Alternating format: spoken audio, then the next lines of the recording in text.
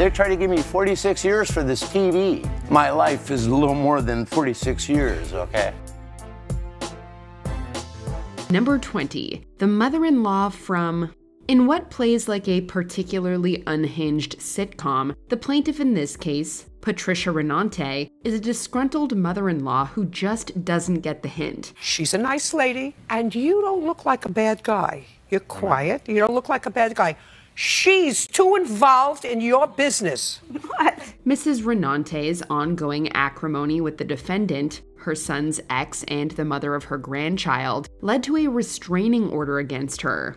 The judge knows going in that she probably deserved it. And if it's not good for you to be around a grandparent, for whatever reason, either because they're a pot stirrer... Not a pot stirrer. Her interruptions and defensiveness get pretty tiring pretty fast, but it's her complete lack of accountability for breaking a restraining order that really takes the cake. If there's one thing Judge Judy has no patience for, it's people who flagrantly ignore the law. We're done. Your Honor, I'm out $2,500 in lawyer fees because she took me to court.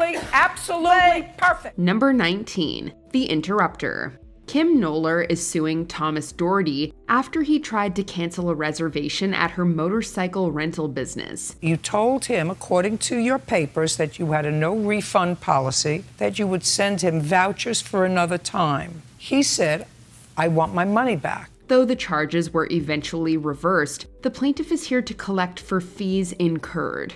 But the judge finds her business practices pretty harsh. Even as the judge tries to talk to her, she keeps repeating herself as if talking over the judge is going to change her mind. The NSF charges that I incurred for the money going in and out, the taxes that I had to pay, and the inconvenience of it all. I'm not giving you a quarter. The plaintiff just keeps repeating, no refunds. Maybe she thinks it's like a spell. I have no cancellation. Just a second. No I'm cancellation speaking. policy. Hey, I'm speaking. Listen no cancellation. To me. If you repeat it enough times, it comes true. That's not how things work in Judge Judy's courtroom. The money went back into your account. Because he was wrong. That's why he brought the dispute. No, let me tell you something. If I was in business... Why did he drop the dispute?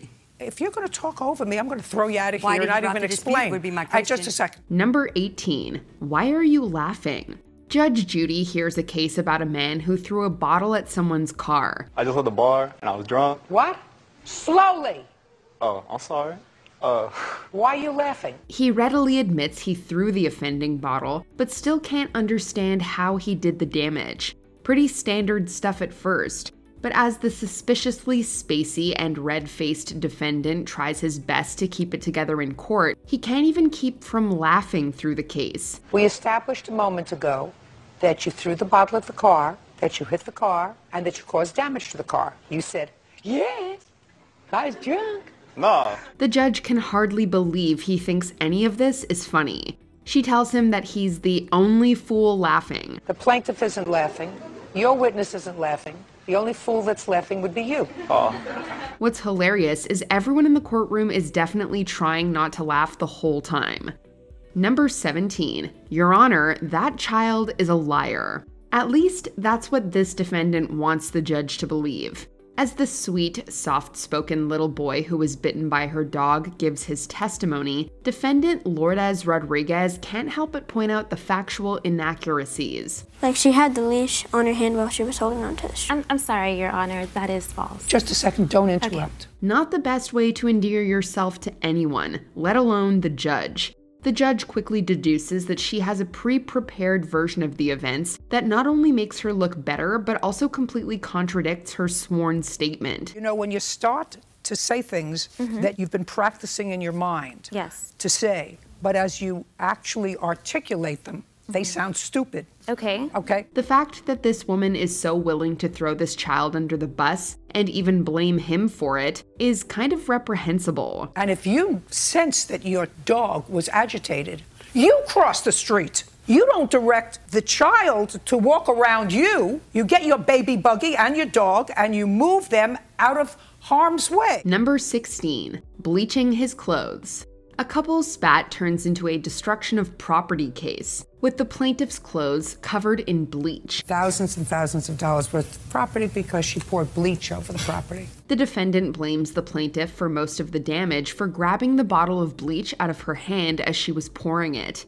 Her arrogance with the judge is clear from the jump. Even after she's reminded she's not on Jerry Springer, the defendant can't help herself. Where do you think you are? You think you're on Springer? You're not. The judge rules against her and dismisses her counterclaim, and that's when the defendant loses it. Her behavior is so wild that the judge is compelled to come back out and let her have it. Although there are probably a lot of people who sympathize with her, the judge deals with the law, not morality. It's my playpen. I have the word. You didn't hear nothing I gotta say about nothing. Go someplace else. Number 15. Case dismissed. Never mind. Litigants rarely get a second chance in Judge Judy's courtroom. A man accused of stealing a television and assaulting his own sister sues his mother for false arrest. However, he storms out after the judge asks about his previous arrest record. I'm just talking about this case, Your Honor. I'm talking about who the I'm party... going to talk about this case at hand. If you don't want to discuss this case, then we can just dismiss it. In a rare show of mercy, she allows him to retry the case after his outburst. Things don't go that well in the second round either. Through slurred speech, the plaintiff can barely contain his temper. Because I didn't steal the TV that my mom said. And my mother sat there and said she's seen me in a while. His mother can barely look at him throughout the case, and given that the daughter involved in the dispute has recently died, it's a tragic and unnecessary situation. They're trying to give me 46 years for this TV. My life is a little more than 46 years, okay?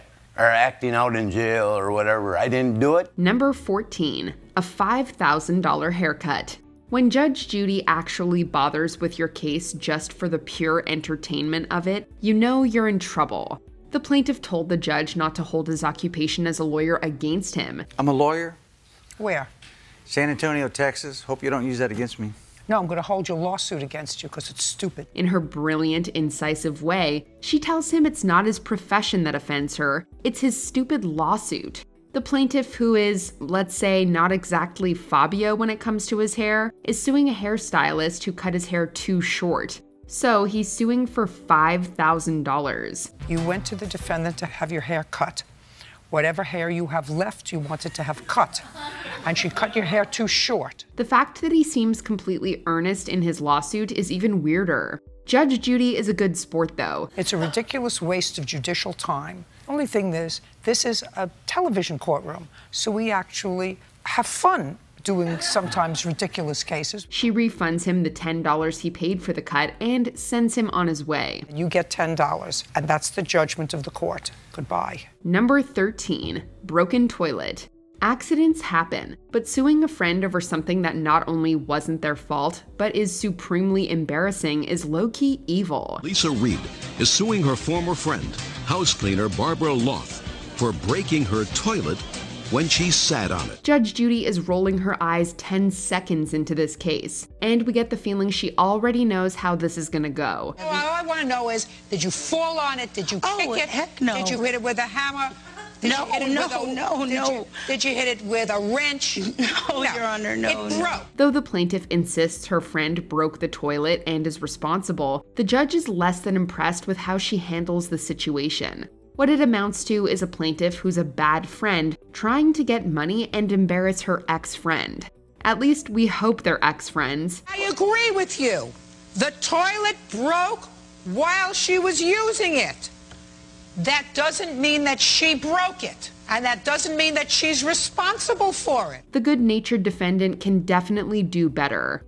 Number 12, Judge Judy learns about Grindr. We never thought we'd see the day when Judge Judy would learn what Grindr was. However, her reaction is exactly what we would have thought if she ever did.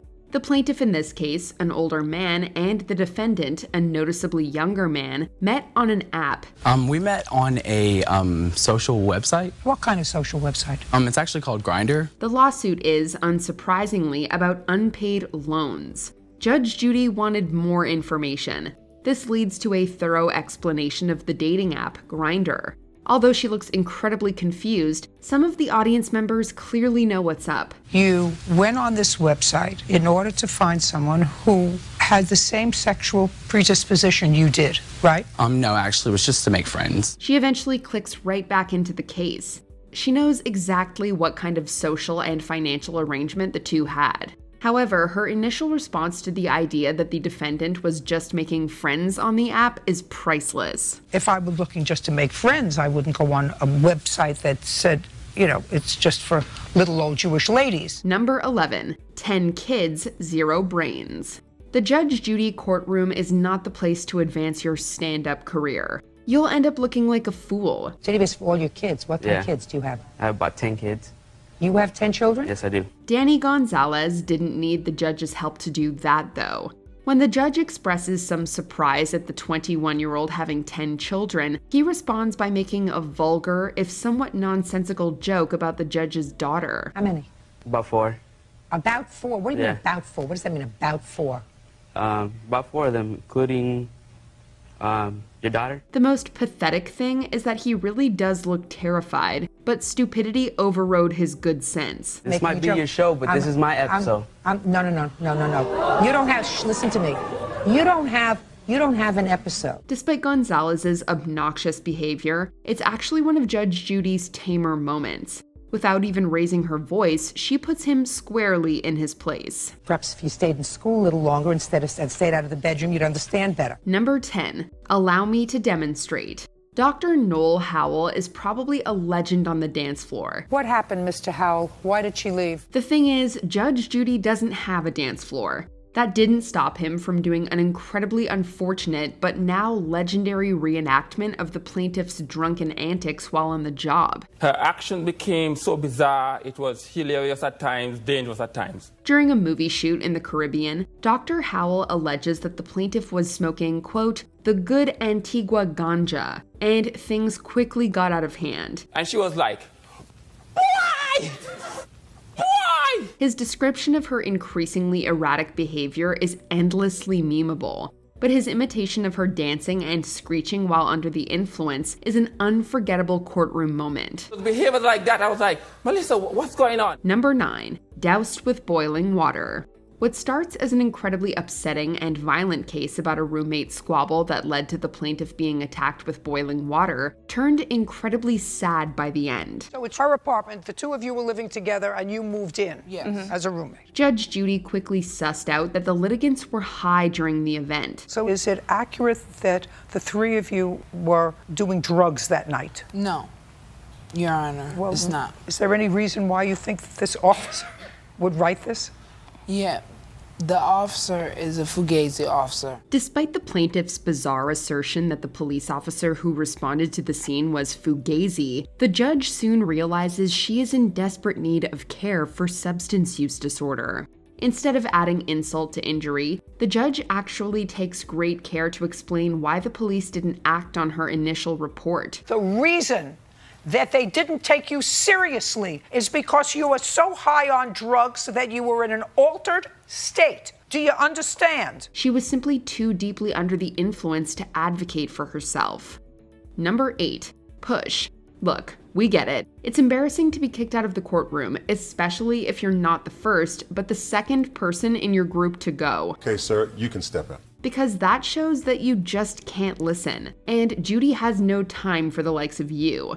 The defendant, not willing to let well enough alone, had the audacity to talk back to Judy on his way out, then turned to storm through the doors that wouldn't open for him. Forget embarrassed, this is outright humiliation at this point. As he shrugs his shoulders to ask, "How do I get out?" you can hear him being told to push, not pull. Well, I have to tell you something. You push. Out. Take your chance to be a judge. Number 7, for mature audiences. We're not judging anyone for their chosen profession, and neither is Judy for that matter. You just might have to explain it to her. We go into homes and hold parties for adults with lotions and potions and vibrators. Such was the case when the plaintiff had to explain her adult novelty party business to Judy, who was able to connect the dots when she told about the lotions and, more specifically, vibrators. The bull whip, one of a set of 2 C-rings, 10 catalogs, making love oil, flavors strawberry and champagne. This leads to the plaintiff listing off the names of every item that went missing, both Judy and her bailiff Bernard expressing various levels of "huh?" as if trying to figure out what everything is. Then the sex B-bomb is dropped. One of the items was returned used. Poor Judy. The eager beaver, which appeared to be used, so that may have been used, but we would have appreciated that to have been cleaned up before she returned it to us. And then the tickle and taste was broke. Number 6, the fake case. There's always debate on whether or not the cases we see in any televised courtroom drama are real. As he was breaking one of the televisions, it fell on your cat and killed it. Yes. Yes. While the jury will always and forever be out on that one, we can say with utmost certainty that this particular case is an absolute work of fiction. In an interview with Vice in 2014, it's revealed that the case about smashed TVs and the tragic death of a cat was made up purely for the settlement money and a free trip to LA. I thought you were there with 6 people. No, they went to go rent a movie from the Red Box. There was no fight and, thankfully, no dead cat. While it'll definitely make us question the validity of a case, the defendant did at least confirm that Judy really is that intimidating in real life. Number 5, Dumb and Dumber. If you're going to say you didn't steal a purse, you might not want to tell a judge what was and what wasn't in the purse you definitely did not steal. What was in your wallet? It was $50. As the plaintiff lists the items in the purse in question, one of the accused defendants insists there was no earpiece. If only every case were this easy to prove. There was no earpiece in her mouth. I love it. Before they can even realize what's happened, Judge Judy has ruled against them, and the two have become a laughingstock in front of millions. We don't know if this was the shortest case ever featured on the show, but it has to be in the running. Judging for the plaintiff for the amount of $500. That's what I think it's worth, madam. Goodbye. Number 4, Tupperware attack. Judge Judy always looks like she's seen some things. That being said, there are times when a plaintiff says something so unbelievable that she, as they say, can't even. She opened her Tupperware cupboard and forced all of her Tupperware on me like that. When a plaintiff tells her that the defendant threw not just 1 or 2, but all of the Tupperware on her, not at her, Judy calmly says she didn't throw all of her Tupperware on you. She's leaning her whole body into me, pointing her finger in my face. How dare you? Don't you even dare. Shame on you. That's it. I want you out of here. And she hit my head with her finger. She had all of her weight on me. Oh, ye of little faith, because the plaintiff not only insists that it happened, she gives a live demonstration, complete with aggressive voice acting, a lot of finger pointing, and scrunched up faces. At least the Tupperware wasn't full of food, or those lotions from earlier on this list. Number 3, losers. If you haven't figured it out by now, some of the guests on Judge Judy aren't exactly what you'd call the sharpest tools in the shed. Case in point, when our next defendant came to plead her case over an assault charge, Judge Judy quickly demands to know why they were swearing at the plaintiff. What were you cursing at them for? Because they're losers. Her answer, while not only provoking a court-wide groan for butchering the word losers, actually demonstrates that she initiated the conflict with the defendants, securing Judge Judy's decision almost immediately. Judgment for the plaintiff in the amount of $4,000. That's all. Step out. Next time you want to accuse someone of assault, maybe make sure you're not actually the one who initiated it. I don't think this is a fair justice. Number 2, venison will get you nowhere. When will people learn that you have to get permission before you take something from someone else, even if you supposedly take it all the time? I just use it all the time and she wasn't home, so I went over there to get the key and went, and the deer just jumped out in front of me. In yet another case of I'm always able to borrow the thing, 2 sisters find themselves in court over damage done to a car. What'd you do with it? Ate it. Is that true? Yes, ma'am, and she even offered me some. The defendant got into a wreck with her sister's car, crashing into a deer. But since she takes the car all the time and has helped her sister sometimes, she thinks she should be in the clear. I'm not having rigor mortis stew, but It did not have rigor mortis. At least she was nice enough to offer some of the deer. Yes, the deer she hit with her sister's car. Yeah, you're still gonna have to pay back that $1,300.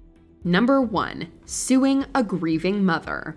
In what is absolutely the craziest and possibly the most morally unconscionable case in the history of the show, a woman sues a grieving mother for damages to her car.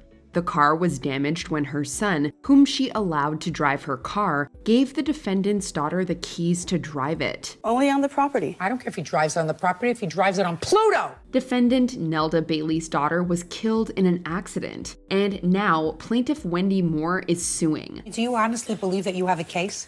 Do you honestly believe that any fact finder, whether it be a judge or a jury, is going to find your position sympathetic, Miss Moore? Moore is so cool about it that it's actually disturbing. She's convinced she's in the right. In fact, she blames the defendant's deceased daughter for the whole thing. Instead of saying that, you sue her for the damage to your car. You're an idiot. The audience applauded when Judge Judy verbally destroyed her and ruled in favor of the defendant, granting her the $5,000 she was suing for. What was the craziest Judge Judy case you remember? Let us know in the comments. It took probably about 3 weeks for your hair to grow out. Your opinion, I don't know, maybe a month.